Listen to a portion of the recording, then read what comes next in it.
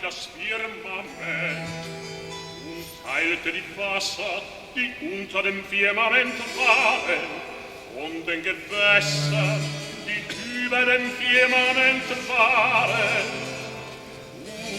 Und es ward so,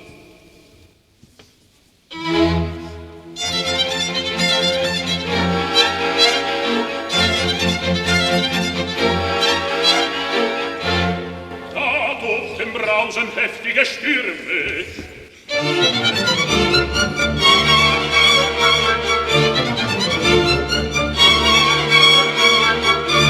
Die Streu vor dem Winde, so flogen die Wolken.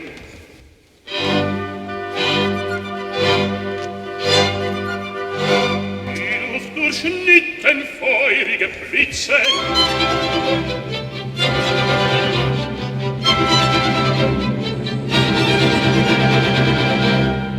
Schrecklich grollten die Donner umher.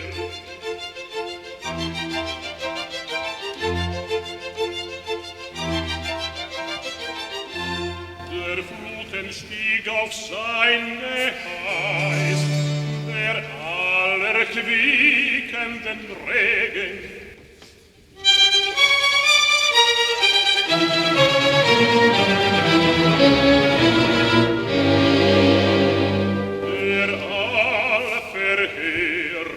Schauer.